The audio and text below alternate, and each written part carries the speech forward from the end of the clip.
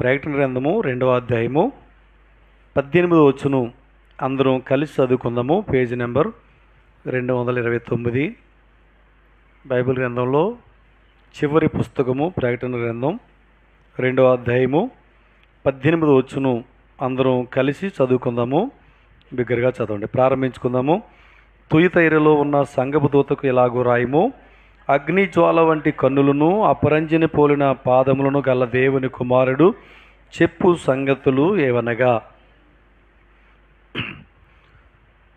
మనం ప్రకటన గ్రంథంలో 2-3 అధ్యాయాల్లో రాబడినటువంటి 7 సంఘాలను గురించి వరుసగా మనం ధ్యానం చేసుకుంటూ వస్తూ ఉన్నాం. పద్మాసు ద్వీపంలో మరి పరవాసిగా ఉన్నాడు యోహాను అనే ప్రభు శిష్యుడు. అక్కడ ప్రభు దినమందు దేవుడు అతన్ని దర్శనమిచ్చి 7 సంఘాలకి హెచ్చరికలు రాసి పంపించమని చెప్పాడు. అప్పుడు ఆ విధంగా యోహాను 7 సంఘాలకి హెచ్చరికలు రాసి పంపించడం జరిగింది. అయితే మనం ఎఫెసీ సంఘాన్ని గురించి చూసాం, స్ముర్నా సంఘాన్ని గురించి చూసాం, తర్వాత పెర్గము సంఘాన్ని గురించి చూసాం. 3 సంఘాల గురించి ధ్యానం చేసుకున్నాం. ఈరోజు 7 సంఘాలలో 4వ సంఘమైనటువంటి తుయతైర సంఘమును గురించి మనం ధ్యానం చేసుకుందాము. చూడండి, తుయతైర అనేటువంటి పేరుకు అర్థం ఏంటంటే పరిమళము అని అర్థం వస్తూ ఉంది. ఇది ఈ యొక్క తుయతైర పట్టణము స్ముర్నా పట్టణానికి దాదాపుగా 60 మైళ్ళ దూరంలో ఉన్నట్లుగా చరిత్ర చెప్తూ ఉంది. తుయతైర పట్టణంలో చూడండి, ప్రతి పట్టణంలో ఎలా వ్యాపారాలు ఉన్నాయో, ఎలా మంచి మంచి బిజినెస్ జరుగుతుందో వరుసగా మనం ధ్యానం చేసుకుంటూ వచ్చాం. అయితే ఈ తుయతైర పట్టణంలో కూడా మంచి బిజినెస్, ఏ విధమైనటువంటి బిజినెస్ అంటే అది పారిశ్రామికమైనటువంటి ఒక ప్రదేశం అనమాట. కొన్ని ఫ్యాక్టరీసు, పరిశ్రమలు స్థాపించబడినటువంటి పట్టణం అది. ఎక్కువగా మనం చెప్పుకోవాలంటే బట్టలు తయారు చేసేటువంటి పరిశ్రమలు ఎక్కువగా కలిగినటువంటి పట్టణం అన్నమాట. ఇక్కడ రంగురంగుల వస్త్రాలకు అద్దకములు వేయటం అది ప్రధానమైన వృత్తిగా కలిగినటువంటి పట్టణం అన్నమాట. అంతేకాదు అది పూర్వకాలంలోనే ఆ పట్టణం ఎంతో ప్రాధాన్యతను సంతరించుకున్నట్లుగా వేరు వేరు పేర్లతో పిలువబడినట్లుగా చరిత్ర చెప్తూ ఉంది. ఆ తర్వాత క్రీస్తు పూర్వం 3వ శతాబ్దం నుండి తుయతైర అనేటువంటి పేరు ఆ పట్టణానికి వచ్చింది. ఆ తర్వాత క్రీస్తు పూర్వము 190 సంవత్సరంలో ఇది రోమా సామ్రాజ్యంలో విలీనం చేయబడి చక్రవర్తి పరిపాలన కిందకి అది వచ్చినట్లుగా మనం చూస్తూ ఉన్నాం చరిత్ర ప్రకారం. అలాగే ప్రస్తుతం ఆ పట్టణాన్ని అకిస్మార్ అనేటువంటి పేరుతో పిలుస్తున్నట్లుగా కూడా చరిత్రలో దాన్ని చదవగలం. అయితే ఇప్పుడు మనం ప్రధానంగా నేర్చుకోవాల్సింది ఏంటంటే అసలు ఆ పట్టణం ఏంటి, ఆ పట్టణానికి సువార్త ఎలా వెళ్ళింది, ఆ పట్టణంలో సంఘం ఏ విధంగా ఉంది, ఆ పట్టణంలో ఉన్నటువంటి మంచి లక్షణాలు ఏంటి, ఆ పట్టణంలో ఉన్నటువంటి ఆ సంఘంలో ఉన్నటువంటి తప్పులు ఏంటి, ప్రభు ఏమని హెచ్చరిస్తూ ఉన్నాడో ఆ విషయాలన్నీ కూడా మనం నేర్చుకోవాల్సిన వారంగా ఉంటూ ఉన్నాం.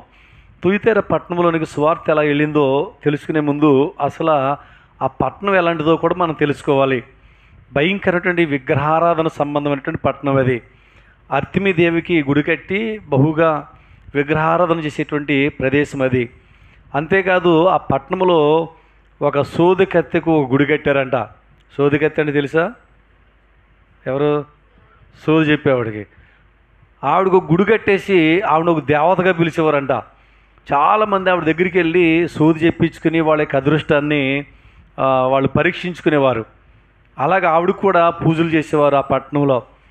అంతేకాదు అన్యులు అలాగ వెళ్తున్నారంటే సరే, యూదులు కూడా వాళ్ళతో పాటు అలాగా వెళ్ళి సోది చెప్పించిన వారుగా అక్కడ ఉంటాం. ఇంత భయంకరమైనటువంటి ప్రదేశం అనమాట అది. అలాంటి ప్రదేశంలో సువార్త ఎలా వెళ్ళింది అని ఒకసారి మనం ఆలోచన చేస్తూ ఉంటే చూడండి, ఒక స్త్రీ ద్వారా ఆ పట్టణంలోనికి సువార్త వెళ్ళింది. ఎవరు ఆ స్త్రీ అంటే మనకు అపోస్తలుల గ్రంథంలో 16వ అధ్యాయంలో మనకు కనపడుతూ ఉంటుంది. 11వ వచనం నుంచి 15వ వచనం వరకు మనకు కనపడుతూ ఉంటుంది. ఆమె పేరు లుదియా. చెప్పండి, ఎవరు? లుదియా. ఈ లుదియా అనేటువంటి ఆమె తుయతైర పట్టణస్థురాలు. ఆమె ఓదారంగు పొడిని అమ్మేటువంటి వ్యాపారస్తురాలని మనం చూస్తున్నాం. ఈ పొడితో ఏం చేస్తారంటే నేత వస్త్రాలకి అద్దకములు నేర్చేవారు అనమాట. ఆ దినాల్లో ఊదా రంగు వస్త్రాలకి బహు డిమాండు ఉంది. అది పెద్ద ఊదా రంగు వస్త్రాలు వేసుకున్నట్టే పెద్ద హోదా అనమాట. ఒకసారి చూడండి, ధనవంతుడు లాజరు గురించి చెప్పినటువంటి సంగతిలో ఆ ధనవంతుడు సన్నపునార వస్త్రాలు, ఊదా రంగు వస్త్రాలు ఇవన్నీ కూడా మిక్కిలి విలువైనవిగా ధరించేటువంటి వాడు అనమాట. కాబట్టి ఇది మంచి హోదా లేక విలువను తెచ్చేటువంటిది అనమాట ఊదా రంగు పొడి. ఆ పట్టణము దానికే ప్రసిద్ధి చెందింది కాబట్టి ఆ వ్యాపారంలో ఈవిడ కూడా ఉందన్నమాట. సరే, ఒక రోజున ఫిలిప్పి పట్టణానికి వచ్చింది వ్యాపార నిమిత్తం. వ్యాపారం జరిగిస్తున్న సమయంలో తనకు తెలిసింది ఏంటంటే అక్కడ నదీ తీరాన దైవజనులు వస్తున్నారు, అక్కడ వాక్యం చెప్తారో తెలుసుకుని అక్కడికి వచ్చింది. పౌలు చెప్పేటువంటి వాక్యం ఏంది, వాక్యం అనగానే ఆమె హృదయం తెరవబడింది, ప్రభుని అంగీకరించింది. ఆవిడ రక్షించబడమే కాదు, ఆ లుదియా గురించి రాయబడిన మాట, తన ఇంటి వారందరూ కూడా రక్షించబడ్డారు అని మనం అపోస్తలుల గ్రంథంలో చదవగలం. అయితే ఆమె ఏం చేసింది అంటే సువార్త విని రక్షించబడ్డమే కాకుండా ఈ సువార్త పట్టుకుని ఆ తుయితెర పట్టణంలో ఈ సువార్త ప్రకటన చేసింది. చివరికి లుదియా ఇంటి దగ్గరే ఒక సంఘం కూడా స్థాపించబడింది. ఆ విధంగా పౌలు అక్కడికి వెళ్ళినట్లుగా మనం చూడగలుగుతూ ఉన్నాం. కానీ ఇప్పుడు తుయితెర పట్టణంలోనికి కేవలం ఒక స్త్రీ వల్ల సువార్త వచ్చింది. ఆమె బలంగా దేవుని యొక్క సువార్తను చేయడం ద్వారా అక్కడ సువార్త వచ్చి అక్కడ సంఘం కట్టబడిందని మనం చూడగలుగుతున్నాం. పూర్వ దినాల్లో అలాగే సువార్త భారం ఉన్నటువంటి వారు, స్త్రీలు కానివ్వండి, పురుషులు కానివ్వండి, ఆత్మల పట్ల నశించిపోయిన ఆత్మల పట్ల భారం కలిగి రక్షణలో నడిపించాలని సంఘ స్థాపన కొరకు ఎంతో వారు సహకరించిన వారుగా ఉంటూ ఉన్నారు. మరి ఈ దినాల్లో లుదియాలాగా మనం కూడా సువార్తను ప్రకటిస్తే అనేక ఆత్మలను రక్షణ నడిపించగలుగుతాం. సంఘాలు కూడా మనము కట్టగలిగిన వారిగా ఉంటాం. బైబిల్లో కొలసీ పట్టణానికి చెందినటువంటి ఒక వ్యక్తి ఉన్నాడు. అతని పేరు ఫిలోమోను. మీరు తీయదులేనండి, ఏం పేరు చెప్పండి? ఫిలోమోను. అతని పేరు మీదే పౌలు ఒక పత్రిక రాశాడు, ఒనేసిము గురించి రాస్తూ పంపించాడు. సరే, ఇప్పుడు అతను ఏ ఊరోడు అంటే అతను కొలసీ పట్టణానికి సంబంధించినవాడు అనమాట. అతను మరి ఏదో తనకున్నటువంటి పని మీద ఎఫెసీ పట్టణానికి వెళ్ళాడు. ఎఫెసీ పట్టణంలో పౌలు చెప్పినప్పుడు దేవుని వాక్యాన్ని అన్నాడు. ఆ వాక్యాన్ని పట్టుకుని కొలసీకి వచ్చేసి కొలసీ పట్టణంలో తన్నింటి దగ్గరే ఒక సంఘము స్థాపించాడు. పౌలు అక్కడికి వచ్చేవాడు, సువార్త చేసేవాడు, అక్కడ సంఘ స్థాపన జరిగింది. కాబట్టి పూర్వ దినాల్లో అలాగ వారు సహకరించారు, అందుకే సంఘాలు స్థాపించబడ్డాయి. నేటి దినాల్లో కూడా వారి వల్లే మనం కూడా సంఘ స్థాపనలో పాలుభాగస్తులు అవ్వాలి. ఇంకా మనం చెప్పుకుంటే అపోస్తలుల గ్రంథాల్లో ఈ విషయాలు చాలా మనకు ఉంటాయి. ఐథియోపియా దేశం నుండి ఒక నపుంసకుడు యెరూషలేముకు ఆరాధన కొరకు వచ్చాడు. ఆ మార్గ మధ్యలో గ్రంథం చదువుకుంటూ వెళ్తూ ఉంటే దేవుడు ఫిలిప్పు అనేటువంటి సువార్తని పంపిస్తే ఫిలిప్పు ద్వారా సువార్త విని రక్షించబడి ఈ రక్షణ సువార్తను పట్టుకుని ఐథియోపియా దేశానికి తిరిగి వెళ్ళాడు. కాబట్టి మన జీవితాల్లో మనం కూడా సువార్తను విన్నాం, రక్షించబడ్డాం. మన ద్వారా ఒక్కరైనా రక్షణలోనికి వచ్చారా? మన ద్వారా మరి ఏమైనా సంఘానికి ఉపయోగంగా మన ప్రవర్తన లేకపోతే మన యొక్క పరిచర్య ఉందా అనేది కూడా మన ఆలోచన చేయవలసిన వారంగా ఉంటా ఉన్నాం. కాబట్టి సువార్త వింటే మనం కూడా ఆత్మల కొరకై దేవుని రాజ్యాన్ని కట్టుటకు మనం కూడా ఏం చేయాలి చెప్పండి?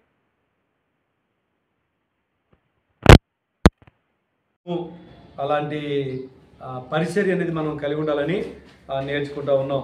ఇంకా మనం చూస్తూ ఉంటే చూడండి, తుయితెర సంఘమునకు దేవుడు ఏ విధంగా తను తాను ప్రత్యక్షపరుచుకున్నాడో ఇక్కడ మనం చూడగలం. చూడండి, అగ్నిజ్వాలల వంటి కనులు ఉందా? కట్టింది చదువు 2వ అధ్యాయం 18 వచ్చింది. అగ్నిజ్వాల వంటి కనులను, అగ్నిజ్వాల వంటి కనులను, అపరంజిని పోలిన పాదములు గల దేవుని కుమారుడు చెప్పు సంగతులు అంటే ఇక్కడ దేవుడు తనను తాను ఏ విధంగా ప్రత్యక్షపరుచుకుంటున్నాడో మనం చూడగలం. సంఘానికి, స్ఫురణ సంఘానికి ఏమని కదా ప్రత్యక్షపరుచుకున్నాడు అంటే మృతుడై మరలా బ్రతికిన వాడు చెప్పుడు సంగతులు ఏమనగా అని చెప్పాడు అక్కడ. అంటే అక్కడ ప్రాణం పెట్టి తిరిగి లేచిన వాడు అని తనను తాను అక్కడ పరిచయం చేసుకున్నాడు. తర్వాత మనం పెర్గమ సంఘాన్ని గురించి చూస్తే అక్కడ ఏమన్నాడు? వాడైన 2 అంచులు గల ఖడ్గము అని తను తాను ఆ విధంగా ప్రత్యక్షపరుచుకున్నాడు. ఇప్పుడు ఇక్కడ మనం చూస్తా ఉన్నాం, ఇక్కడ ఏ సంఘం ఇది? తుయితెర సంఘానికి ఏమని ప్రత్యక్షపరుచుకున్నాడు? అగ్ని జ్వాలల వంటి కన్నులు గలవాడు అని చెప్తున్నాడు. ఆయన నేత్రాలు అగ్ని జ్వాలల వంటివి అన్నాడు. దేవుని యొక్క నేత్రాల్లో నుండి ఏ వ్యక్తి కూడా తప్పించుకోలేడు. ఆయన చూపులో నుండి ఎవరు కూడా తప్పించుకోలేరు. ప్రతి వ్యక్తిని ఆయన నేత్రాలు చూస్తూ ఉన్నాయి. వాళ్ళు పరిశుద్ధులైనా, వారు పాపులైనా, వారి జీవితం ఏ విధంగా ఉన్నా అందరి యొక్క ఆ పరిస్థితిని ఆ నేత్రాలు ఏం చేస్తూ ఉన్నాయి, చూస్తూ ఉన్నాయి. కాబట్టి ఆయన నేత్రాలు చూసేటువంటి దేవుడు అని చూస్తూ ఉన్నాం. అయితే అగ్ని అని అక్కడ దాంతో పోల్చాడు కదా. అగ్ని అని పోల్చబడిన దాని గురించి ఒకసారి మనం ఆలోచన చేస్తే, అగ్ని చూడండి చెత్తను ఏం చేస్తుంది, కాల్చివేస్తుంది. ఒక వ్యక్తి ప్రభు దగ్గరికి వచ్చినప్పుడు తన పాపాలు ఒప్పుకున్నప్పుడు తన పాపమనంతా దహించి వేసేటివాడు, తన అపవిత్రతను కాల్చివేసేటివాడు. రెండోది అగ్ని ఏం చేస్తుందంటే చూడండి, బంగారం తయారు చేస్తున్నప్పుడు, బంగారంతో ఆభరణాలు తయారు చేస్తున్నప్పుడు దానిలోని మొస్టంతా కాల్చేసి మేలు బంగారంగా తయారు చేస్తాయి. అంటే ఆయనలో అగ్ని ఏం చేస్తుందంటే అపవిత్రతను కాల్చివేసి ఒక విశ్వాసని అమూల్యమైనటువంటి ఒక వ్యక్తిగా, ఒక మంచి విశ్వాసగా సిద్ధపరిచేది ఆయన యొక్క నేత్రాలని మనం చూడగలుగుతున్నాం.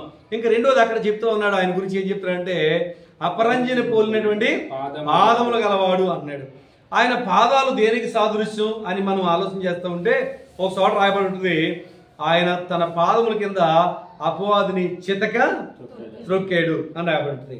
అంటే ఇప్పుడు ఆయన యొక్క పాదాలు ఏం చేస్తూ ఉన్నాయా అంటే తుయితర సంఘాన్ని చూస్తూ ఉన్నాయి కదా.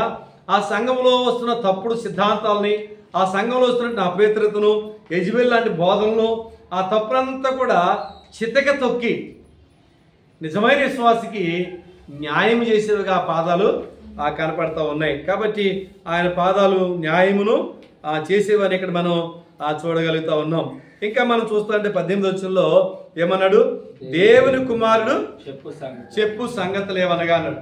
చెప్పండి ఏంటిది, దేవుని కుమారుడు చెప్పు సంగతులు ఏమనగా అన్నాడు. ఒకసారి మనం ఏమని పరిచయం చేసుకున్నాడు. మొట్టమొదటిగా చూసాం అగ్ని జ్వాలల వంటి కన్నులు గలవాడు. రెండోది అపరంజిని పోలిన పాదములు గలవాడు. మూడోది మనం చూస్తున్నాం దేవుని కుమారుడు అని చూస్తూ ఉన్నాం. ఒకసారి మనం ఆలోచన చేస్తూ ఉంటే ఆయన గురించి ఒక చోట మనుష్య కుమారుడు అని ఉంటుంది, ఒక చోట దేవుని కుమారుడు అని ఉంటుంది. ఏంటిది అంటే ఆయన పరిపూర్ణంగా మనుష్య కుమారుడు. ఎవరు చెప్పనైనా పరిపూర్ణంగా మనుష్య కుమారుడు అంటే మనం ఎలా ఉన్నామో అలాగే ఒక మనుష్య కుమారుడుగా భూమి మీద ఆయన జన్మించాడు. రెండోది పరిపూర్ణంగా దేవుని కుమారుడు. ఆయన ఎవరు చెప్పనైనా పరిపూర్ణంగా దేవుని కుమారుడు. చూడండి, మనుష్య కుమారుడిగా పుట్టాడు కాబట్టి మనవలే మన కోసం ఆయన శిలువలో తన ప్రాణాన్ని పెట్టాడు. మనుష్య కుమారుడు కనుక తన ప్రాణాన్ని పెట్టాడు.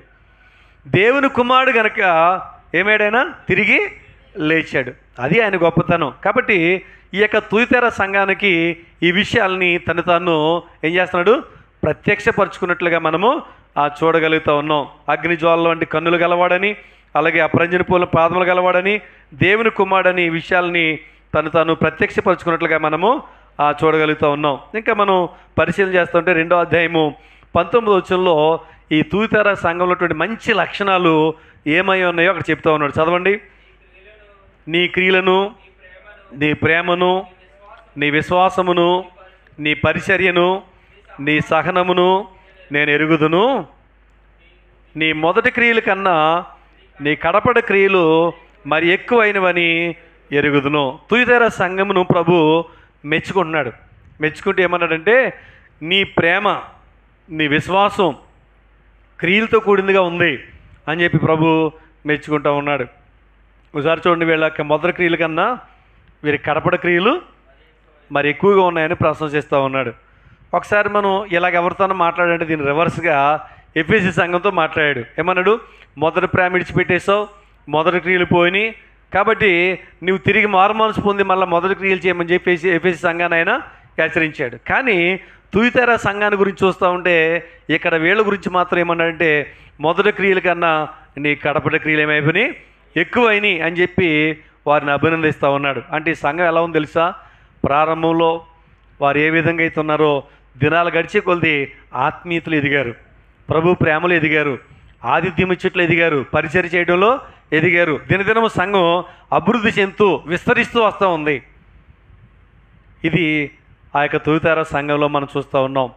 ఇలాంటి మంచి లక్షణాలు ఈనాడు క్రైస్తవ సంఘాలన్నీ కూడా కలిగి ఉండాలనేది దేవుని యొక్క ఉద్దేశం. కొన్ని సంఘాలు చూస్తుంటే దినదినం దిగజారిపోతూ ఉంటాయి, ప్రేమలో దిగజారిపోతాయి, క్రియల్లో దిగజారిపోతూ ఉంటాయి, చాలా సంఘాలు వెనకబడిపోతూ ఉన్నాయి. కానీ నేటి క్రైస్తవ సంఘాలన్నీ కూడా తుయితేర సంఘంలో ఈ మంచి లక్షణాలని కలిగి ఉండాలని దేవుని యొక్క ఉద్దేశంగా మనం చూస్తూ ఉన్నాం. అది అభివృద్ధి చెందుతున్న సంఘంగా మనము చూస్తూ ఉన్నాం. హెబ్రీ పత్రికలో 6వ అధ్యాయంలో 10వ వచనంలో ఈ విధంగా రాయబడి ఉంటుంది. ఏముందంటే, మీరు పరిశుద్ధులకు ఉపచారం చేసి ఇంకనూ ఉపచారము చేయుచుండుట చేత తన నామమును బట్టి చూపిన ప్రేమను మనుషులకు దేవుడు అన్యాయస్తుడు కాదు. వాళ్ళు చేస్తున్న ప్రతి ప్రేమతో కూడినటువంటి క్రియలు, పరిచర్య, ఉపచారం ఏదైతుందో అవన్నీ చూస్తున్న దేవుడు ఏం చేస్తాడంటే వారికి తప్పకుండా సహాయము ఆయన చేసేటువంటి వాడని మనం చూస్తున్నాం. దేవుడు మర్చిపోయేవాడు కాదు. సంఘములో నీవు ఏ విధంగా ఉన్నావో, ఎలాంటి క్రియలతో కూడిన పరిచర్య చేసేటువంటి వారు ఉన్నావో, నువ్వు చేస్తున్న క్రియలు, నీ యొక్క పరిచర్య, నీ ఉపచారము మనుషులు చూడక్కర్లే. దేవుడు చూసి ఏం చేస్తాడు? ఆయన గొప్ప బహుమానాన్ని దేవుడు తప్పకుండా ఇస్తాడు. ఒకసారి ఒక వీడియో పంపిస్తే చూశాను యూట్యూబ్లో. ఆ వీడియోలో మందిరంలో ఒక స్త్రీ ఏం చేస్తుందంటే, ఉదయాన్నే వచ్చేసి మొత్తం తడిగుడ్డ పెట్టేసి తుడిచేసి నీట్గా దాన్ని చేస్తూ ఉంది. మందిరాన్ని చేస్తూ ఉంటే ఒక వ్యక్తి చూసాడు మందిరంలో. చూసి, పాపం ఈవిడి చాలా ప్రయాసపడుతుంది, మందిరంలో చాలా పరిచర్య చేస్తూ ఉంది, పేదోళ్ళు అనుకుంటా, వీళ్ళు నేను ఏదో ఒక విధంగా సాయం పడాలని చెప్పి ఈ వ్యక్తి ఏం చేస్తాడంటే, తన కారు దగ్గర నిలబడి ఉండి ఆవిడ వస్తున్నప్పుడు కొంచెం డబ్బు ఆవిడకి ఇవ్వబోతాడు.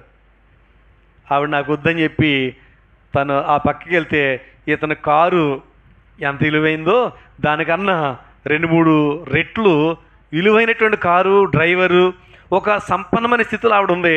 ఆ కారు దగ్గరికి ఆవిడ వెళ్ళగానే ఇతను స్టన్ అయిపోయాడు. ఇంత హోదాగలిగిన ఆవిడ, ఇంత ధనవంతురాలు వచ్చి పరిచయం చేస్తుందా అని తను అనుకున్నాడు. చాలామంది ఏమనుకుంటారంటే, పేదోళ్ళు తుడుస్తారులే మందిరం, పేదోళ్ళు చేస్తారులే పరిచర్య అనుకుంటారు. కానీ దేవుని పరిచర్య ఒక వ్యక్తిని ఉన్నతమైన స్థాయిలోనికి తీసుకుని వస్తుంది. కాబట్టి ఇక్కడ మనం చూస్తూ ఉన్నాం, ఈ తూతెర సంఘములో వారు మొదటి క్రియల కంటే కడపటి క్రియలు మరి ఎక్కువైనాయి. పరిచర్యలో కానివ్వండి, ప్రేమలో కానివ్వండి, పరిచర్యలో వారు చేస్తున్న ప్రతి క్రియలో కూడా ఎంతో మంచి లక్షణాలతో కూడిన సంఘముగా ఉంటా ఉంది. హెబ్రీ పత్రికలో 13వ అధ్యాయం 16వ వచనంలో ఈ విధంగా రాయబడి ఉంది. ఉపకారమును ధర్మమును చేయ మర్చిపోకడి, అట్టి యాగములు దేవునికి ఇష్టమైనవి. నీవు వచ్చి దేవుని మందిరంలో వేసే కానుక కంటే కూడా, నీవు దేవుని మందిరానికి వచ్చి చేసే ఆరాధన కంటే కూడా, నీవు చేసేటువంటి కార్యాలు, దేవుడు సంతోషపెట్టే కార్యాలు ఎంత గొప్పవి అంటే, ఉపకారమును ధర్మమును చేయ మర్చిపోకూడదు, అట్టి యాగములు దేవునికి ఇష్టమైనవి. కాబట్టి ఇవి మానేసి ఏవేవో చేసుకుంటే వెళ్ళిపోయినంత మాత్రాన దేవుడు మనల్ని సంతోషించేవాడు కాదు. ఇంకా అదే హెబ్రీ పత్రికలో 13వ అధ్యాయంలో 1వ వచనం చూస్తే, సహోదర ప్రేమ నిలవరంగా ఉండనీయుడి, ఆతిథ్యము చేయ మరవకుడి, దానివలన కొందరు ఎరుగక దేవదూతలకు ఆతిథ్యము చేసిరి. కాబట్టి పూర్వకాలములో సంఘాలు ఈ విధంగా ఉండబట్టి సంఘాలు ఇంకా అలా విస్తరిస్తూ ప్రపంచవ్యాప్తంగా క్రైస్తవ సంఘాలు విస్తరించినాయి. నేటి దినాల్లో క్రైస్తవ సంఘంగా పిలబడుతున్న మనం కూడా క్రియలలో ఏమాలి? ఎదగాలి, పరిచర్యలో ఎదగాలి, ప్రేమలో ఎదగాలి, ఆత్మీయతలో ఎదగాలి. ఇది ఆ తూయితెర సంఘంలోటువంటి మంచి లక్షణం. అలాంటి లక్షణం మనం కూడా కలిగి ఉండాలి. ఇక రెండోది మనం చూస్తూ ఉంటే, తూయితెర సంఘంలో మంచి లక్షణాలు ఉన్నాయి, అదే సమయంలో వారి మీద ఒక తప్పు కూడా ప్రభువు మోపాడు. ఏం మోపాడు చెప్పండి? చెప్పాలి. వారి మీద ఒక తప్పును మోపాడు. ఏంటి ఆ తప్పు అంటే, ప్రకటన గ్రంథం 2వ అధ్యాయం 20వ వచనంలో, అయినను నీ మీద తప్పు ఒకటి మోపవలసి ఉన్నది అన్నాడు. తూయితెర సంఘములో మంచి లక్షణాలు ఉన్నప్పటికీ కూడా ఆ సంఘంలో ఉన్న తప్పును ఆయన కప్పిపుచ్చలే. నువ్వెంత మంచి విశ్వాసమైనా, నువ్వెంత భక్తులు ఎదుగుతున్నా, నీలో లోపాలుంటే వాటిని వదిలేయడైనా ఏం చేస్తాడు?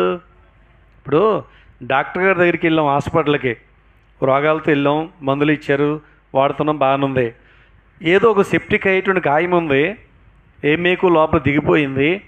డాక్టర్ గారి దగ్గరికి వెళ్ళాం, డాక్టర్ గారికి మనం అంటే ఇష్టం కాబట్టి మనం బాగా వాళ్ళతో కలిసి ఉంటాం, లేకపోతే డబ్బులు ఇస్తాం కాబట్టి, అమ్మ నీకు నొప్పి పుట్టేటువంటి ఆ మేకు కోసి తీయాలంటే కష్టం, కానీ నువ్వు బాగా తట్టుకోలేవు, పైన ఆయింట్మెంట్ రాసుకో అంటాడా? మంచి డాక్టర్ అయితే ఏం చేయాలి అండి? ఖచ్చితంగా నీకు బాధ కలిగినా కానీ దాన్ని కోసి ఆ మేకని బయటికి తీయాలి. అప్పుడే ఆ గాయం మానత, ఆ రోగి యొక్క రోగము తగ్గుద్ది. అలాగే దేవుడు ఒక పరమ డాక్టర్.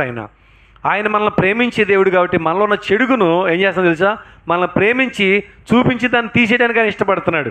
కాబట్టి ప్రభు సన్నిధిలో మనం ఏం చేయాలంటే మన చెడుగును ప్రభు దగ్గర ఒప్పుకుని దాన్ని విడిచిపెట్టేటి వారికి ఉండాలని మనం చూస్తూ ఉన్నాం. బైబిల్లో ఒక మాట ఉంటుంది, ఏముంటుందంటే సామెతల గ్రంథంలో 27 అధ్యాయంలో 6వ వచనంలో అక్కడ ఉంటుంది, చదువుతారా?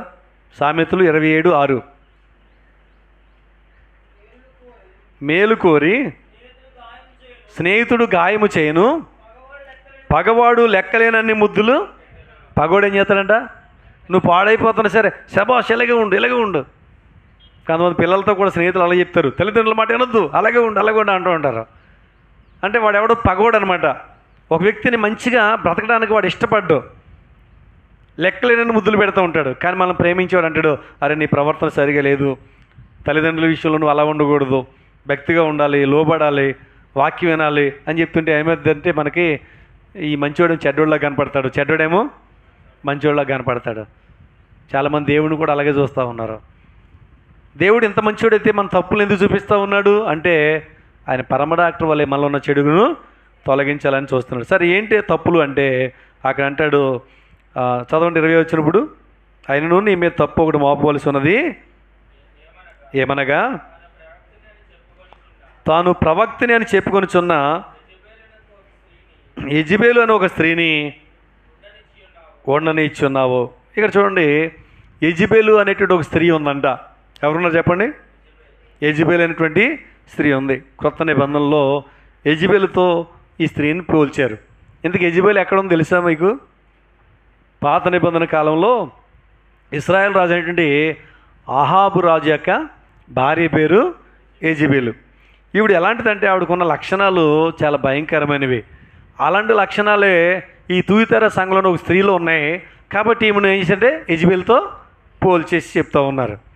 నిజమే, ఎవరిలోని యెజబెలు లక్షణాలు కనపడితే ఏం చేస్తాం, పలానావిడి యెజబెలు అంటూ ఉంటారు. ఆ లక్షణాలను బట్టి అలా పిలుస్తూ ఉంటారు. సరే, ఇక్కడ మనం చూస్తూ ఉన్నాం ఈమెలో ఆ లక్షణాలు ఉన్నాయని, అందుకని ఆ పేరుతో పిలిచినట్లుగా మనం చూడగలుగుతూ ఉన్నాం. రాజుల మొదటి గ్రంథంలో 18వ అధ్యాయం 19వ వచనంలో చూస్తూ ఉంటే ఆవిడ ఏం చేసిందంటే, యెజబెలు ఏం చేసిందంటే అషారాదేవి ప్రవక్తలు ఒక 400 మంది, బయలుదేవత ప్రవక్తలు ఒక 450 మంది, వీళ్ళని ఏం చేసిందంటే పోషిస్తూ దేశమంతా, ఇజ్రాయెల్ దేశమంతా కూడా విగ్రహారంతో నింపేసింది. ఇంకొక విధంగా చెప్పాలంటే రాజును కాదని తనే రాజుగా పెత్తనం చెలాయించాలనుకుంది. అనుకుని ఏం చేసిందంటే రాజు పేరు తాగిదులు రాయించేసి మనకి 21వ అధ్యాయంలో ఆ విషయాలు కనబడతాయి.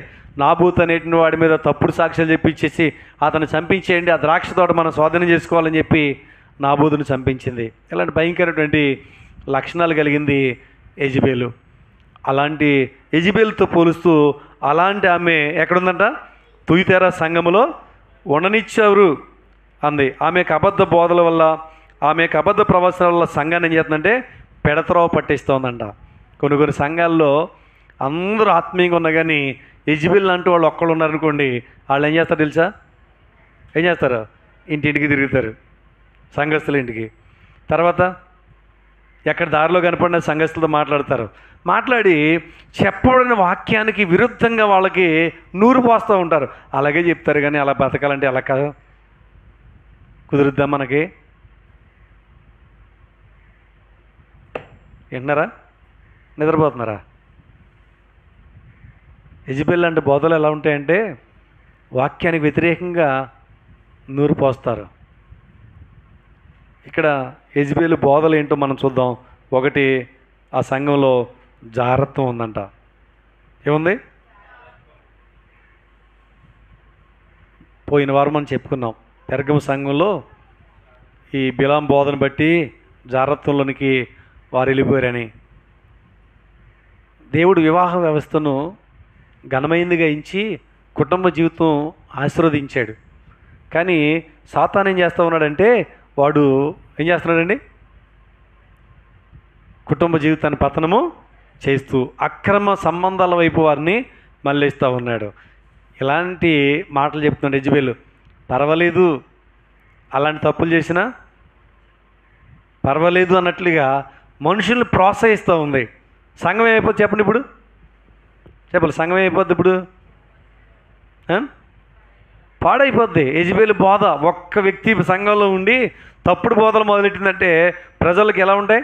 అవే చాలా తీయగా ఉంటాయన్నమాట. ఇది జారత్వం అయితే ఆనాడు సంఘం ఆత్మీయ జారత్వంలో కూడా ఉంది. చూడండి, భర్తను విడిచిపెట్టి భార్య పరపురుషుడి చెంతకు చేరితే జారత్వం అన్నారు కదా. నిజమైనటువంటి దేవుణ్ణి సేవించేటువంటి ఇశ్రాయేలు జనాంగము ఏం చేశారంటే వాళ్ళు దేవుని విడిచిపెట్టి విగ్రహాల వైపు మళ్ళారు. వాళ్ళు ఆత్మీయ జారత్వానికి వెళ్ళిన వారుగా కూడా ఉన్నట్లు మనం చూస్తూ ఉన్నాం. ఇంకా మనం చూస్తే రెండోది, విగ్రహాలకు బలిచ్చిన వాటిని తినమని చెప్తున్నాడు యెజెబెలు. ఏం తినమంది? తినండి పర్వాలేదు అని చెప్తుందంట. ఇప్పుడు ఏ బోధనలు నచ్చితే సంఘంలో ఉన్న వాళ్ళకి? తినొద్దన్న వాళ్ళు నచ్చితే, తినమన్న వాళ్ళు నచ్చుతాయా? పర్వాలేదంట, తినొచ్చు అంట. వాళ్ళు అలాగే చెప్తారు, తినేద్దాం అనుకుంటారు. కొరింథీ రాసినట్టు మొదటి పత్రికలో 8వ అధ్యాయంలో మొదటి నుండి 13వ వచనం రాబడిన మాటలో ఈ విగ్రహాలు బలిచ్చిన వాటిని తినకూడదని పౌలు భక్తుడు ఆ సంఘాన్ని చెప్తూ ఉన్నాడు. ఇంకా మనం చూస్తే కొరింథీ రాసిన మొదటి పత్రికలోని 10వ అధ్యాయంలో 18వ వచనం నుంచి 22వ వచనం వరకు కూడా ఎందుకు విగ్రహాన్ని బలిచ్చిందని తినకూడదో ఆ విషయాలు అక్కడ చెప్తూ వచ్చాడు. కాబట్టి బైబిల్ గ్రంథం విగ్రహాలు బలిచ్చిన వాటిని తినొద్దని స్పష్టంగా చెప్తుంది. కానీ యెజెబెలు బోధ ఎలాంటిది? తినొచ్చని చెప్తుంది. కాబట్టి వాక్యానికి విరుద్ధంగా చెప్పేటువంటి మనుషులు బయట ఎక్కడ లేరు. ఎక్కడున్నారట? తుయితెర సంఘంలోనే ఉన్నారని చూస్తున్నారు. ఇప్పుడు ఆ స్త్రీని ప్రభు హెచ్చరిస్తూ ఉన్నాడు. చూడండి, ప్రకటన గ్రంథం 2వ అధ్యాయము 21వ వచనం నుండి 23వ వచనం వరకు చదవండి. 21 నుంచి 23 వరకు. మారు మనసు పొందుటకు నేను దానికి సమయం ఇచ్చితిని కానీ అది తన జారత్వం విడిచిపెట్టి మారు మనసు పొందనలేదు. ఇదిగో నేను దాని మంచము పట్టించి సరే. ఇక్కడ చూడండి, యెజెబెలు అని ఏ మనిషి గురించి అయితే ఇక్కడ హెచ్చరించబడతా ఉందో చరిత్రను బట్టి చూస్తే ఆ యెజెబెలు అంటే ఈ యొక్క స్త్రీ అంట ఆవిడ అసలు మారు మనసే పొందలేదు. ఒకనొక రోజున పై నుండి కిందకు పడిపోయిందంట. పడిపోయి ఆమె శరీరం అంతా డ్యామేజ్ అయిపోయి మంచం పట్టింది. మంచం పట్టిన తర్వాత కూడా మారు మనసు పొందలే. అలాగే తన పాపంలో తను అలాగా చనిపోయింది. చరిత్రను బట్టి మనం చూసినప్పుడు నేటి దినాల్లో కూడా చాలామంది చావనైనా సత్వం కానీ మారు మనసు మాత్రం పొందమంటున్నారు. కాబట్టి దేవుడు హెచ్చరించినప్పుడు హెచ్చరిక లోబడితే బ్రతుకు మార్చుకుంటే మన జీవితాలు ఆశీర్వదించబడతాయి. ఎంత హెచ్చరించినా సరే మన జీవితాలు మనం సరి చేసుకోకపోతే, మన బ్రతుకు మారకపోతే చివరికి మరణమే అంటే నిత్య నరకమే గతి అవుతుందని చూస్తూ ఉన్నాం. అంతేకాదు ఆవిడే కాదు, యెజెబెలు బోధ విన్న ప్రజలు కూడా మారు మనసు పొందలే. చివరికి దేవునికి ఉగ్రత వారి మీదకి వచ్చింది. వారు నశించిపోయారు సంఘంలో. కానీ ఎందుకు ఈ విషయాలు చెప్తున్నాడంటే మన వాళ్ళకి నశించిపోకూడదని, వాక్యమనే మనము మారు మనసు పొందాలని, వాక్య పిల్లలు మనం జీవించాలని చెప్పి దేవుడు మనల్ని ప్రేమించి ఈ విషయాలు మనకు తెలియజేస్తూ ఉన్నాడు. అయితే ఆ యెజెబెలు చచ్చిపోయింది. కానీ పాత నిబంధనలు యెజెబెలు చచ్చిపోయింది. తర్వాత కొత్త నిబంధన తుయితెర సంఘంలో యెజెబెలు లాంటి ఆమె కూడా చనిపోయింది. కానీ ఇప్పటికీ యెజెబెలు లాంటి ఆత్మ సంఘాల్లో పట్టి పీడిస్తూ ఉంది. తప్పుడు సిద్ధాంతాలతో, తప్పుడు బోధలతో మనుషుల్ని నాశనం వైపు నడిపిస్తున్నట్లుగా చూస్తూ ఉన్నాం. అయితే వాక్యం ఇచ్చిన మన జీవితాల్లో బ్రతుకుని సరి చేసుకుని ఆయన కోరినట్లుగా మనం బ్రతికితే దేవుడు ఏం మేలు చేస్తాడో అక్కడ చెప్తా ఉన్నాడు. చూడండి, జయించే వారికి ఆయన కొన్ని వాగ్దానాలు చేస్తూ ఉన్నాడు. ప్రకటన గ్రంథం 2వ అధ్యాయం 26వ వచనం నుంచి 28వ వచనం వరకు చూస్తూ ఉంటే ఆ తుయితెర సంఘానికి వాగ్దానం చేశాడు. అది వారికి మాత్రమే కాదు, జయించే వారందరూ కూడా ఆయన ఇస్తాడు. చూడండి ఏంటది? మొట్టమొదటిగా చూస్తే జనుల మీద అధికారం ఇచ్చేదను అన్నాడు. ఎవరి మీద అంట?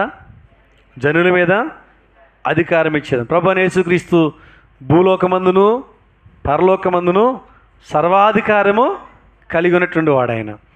ఆ సర్వాధికారం కలిగినటువంటి ఆ ప్రభువు తన దూతలతో ఆయన దిగి వచ్చి ఆయన ఈ భూమి మీద 1000 ఏళ్ళ పరిపాలన చేస్తున్నప్పుడు జయించే వారిని అంటే అపవాదిని, అపవాది క్రియలను, పాపమును జయించేట వారికి ప్రభువుతో పాటు పరిపాలన చేసేటువంటి అధికారాన్ని ఆయన ఇస్తానంటున్నాడు. కాబట్టి ఈ లోకంలో ప్రభు నమ్మని మనము ప్రభు యొక్క వాక్యానుసారం మనం జీవిస్తే, పాపాన్ని జయిస్తే తప్పకుండా మనకు ఆ అధికారాన్ని దేవుడు ఇస్తాడు. రెండోది ఏమిస్తాడంట? వేకువ చొక్కను ఇచ్చేదని అన్నాడు. జనులను ఏలుటకు అధికారం మాత్రమే కాకుండా జయించే వారికి వేకువ చొక్కను కూడా ఇస్తాడు. ఏకువ చొక్క ఎవరు? 22వ అధ్యాయం 16వ వచనం, ప్రకటన గ్రంథము 22:16. వేకువ చొక్క ఎవరని చదవాలి త్వరగా.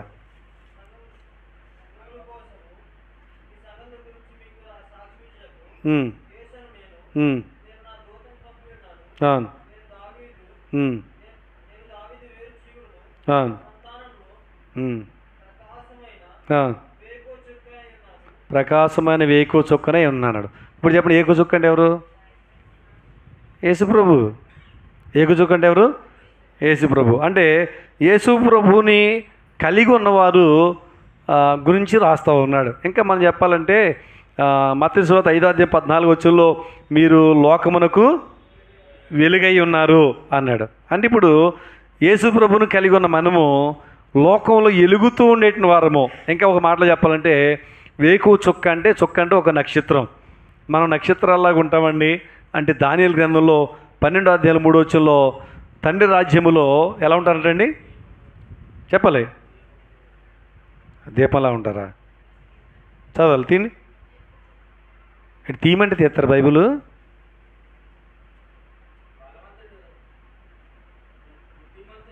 బుద్ధిమంతులైతే ఆకాశ మండలంలోని జ్యోతుల వలె ఉంది. అక్కడ మళ్ళీ చదువు. జ్యోతులను పోలిన వారై ప్రకాశించెదరు. అంటే ఒక పోలిక చెప్తున్నాడు అనమాట. జ్యోతులు అంటే ఏంటి? నక్షత్రాలు. ఇప్పుడు ఎవరైతే పాపాన్ని జయిస్తారో వారంట ఒక నక్షత్రం వలె, ఒక వేకువ చుక్క వలె. మామూలు చుక్కలు కాదు. వేకువ చుక్క అంటే ఎవరు? యేసు ప్రభు.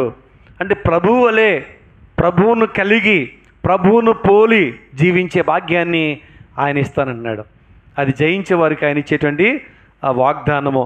అయితే ఇప్పుడు మనం ఏం చేయాలి అని అంటే ప్రకటన 2వ అధ్యాయం 25వ వచనంలో నేను వచ్చే వరకు మీకు కలిగి ఉన్న దానిని గట్టిగా పట్టుకొనుడి అన్నాడు. మనం చేయవలసింది ఒకే ఒక పని అండి. ఆయన వస్తున్నాడు త్వరగా. ఆయన వచ్చే వరకు మనం కలిగి ఉన్న దాన్ని గట్టిగా పట్టుకొనుడి అన్నాడు. కాబట్టి ఒకసారి జనవరి నెలలో 5వ తారీఖు అనుకుంటా ఈ వర్తమానం చెప్పాం. మీకు కలిగి ఉన్న దానిని గట్టిగా పట్టుకోండి అని చెప్పాం. కావాలంటే ఒకసారి ఇంటికి వెళ్ళిన తర్వాత దాన్ని యూట్యూబ్లో ఉంటుంది కాబట్టి దాన్ని వినడానికి ప్రయత్నం చేయండి. ఏం పట్టుకోవాలో అక్కడ అవన్నీ చెప్పడం జరిగింది. కాబట్టి ఇక్కడ మనం చూస్తూ ఉన్నాం, కలిగి ఉన్న దాన్ని గట్టిగా ఎందుకు పట్టుకోమన్నాడు అంటే తుయితెర సంఘంలో యెజబెల్ వచ్చి ఏం చేసింది? వాళ్ళు కలిగి ఉన్న బోధను పాడు చేసి అపవిత్రమైన బోధ, తప్పుడు సిద్ధాంతాలు, ఏమండి లోక సంబంధమైన బోధ తీసుకొచ్చి వాళ్ళని మిళితము చేసేసింది. కాబట్టి మీరు అలాగ చెడిపోకండి. ఏదైతే మీరు బోధించబడ్డారో, ఏ వాక్యం అయితే మీరు కలిగి ఉన్నారో, ఏ భక్తిని అయితే మీరు కలిగి ఉన్నారో దాన్ని చెడగొట్టేటువంటి బోధలు మీరు వినొద్దు, గట్టిగా పట్టుకోండి అన్నాడు. దేవుడు మనకు గొప్ప రక్షణ ఇచ్చాడు. కడ వరకు దాన్ని మనం గట్టిగా పట్టుకునే వారిగా ఉండాలని మనం చూస్తున్నాం. అంతేకాదు ప్రభువు మనకు మంచి విశ్వాసాన్ని ఇచ్చాడు. అపోస్తుల యొక్క బోధ ఇచ్చాడు. నేటి దినాల్లో ఈ బోధ చాలా ముఖ్యమైంది. దుర్బోధలు వచ్చేసినాయి, తప్పుడు బోధలు వచ్చేసినాయి, తప్పుడు సిద్ధాంతాలతో కూడిన బోధలు వచ్చేసినాయి. డిబేట్లు పెట్టుకుని అవన్నీ యూట్యూబ్లో ఏంటంటే ఉన్న భక్తి కూడా ఊడిపోద్దేమన్నట్టు ఉంది. అలాగా మనుషుల్ని నాశనం చేస్తూ ఉన్నారు. కాబట్టి అలాంటి బోధలకు వెళ్ళక ఏదైతే మనం నేర్చుకున్నామో దాన్ని కడవరు గట్టిగా పట్టుకుని మన విశ్వాసాన్ని, మన భక్తిని, మన రక్షణను మనం కాపాడుకుంటూ మనం ముందుకు సాగితే, ఈ పని చేయగలిగితే ఆయన జయించే వారికి ఏమైతే ఇస్తానో అవి తప్పకుండా మనకు ఇస్తాడు. ఏమిస్తాడు? జనుల మీద జనులను ఏ అధికారాన్ని ఇస్తాడు, వేకువ చుక్కను ఇస్తాడు అని చూస్తున్నాం. తప్పకుండా వాగ్దానం చేసింది దేవుడు నమ్మదగిన వాడు కాబట్టి ఆయన వీటిని మనకు ఇస్తాడు. అలా జయిద్దాము. ఆయన ఇచ్చేటువంటి ఆ వాగ్దానం మన జీవితంలో పొందుకుందాము. అటు కృపను దేవుడు మనకు దయచేయనుగాక. ఆమెన్.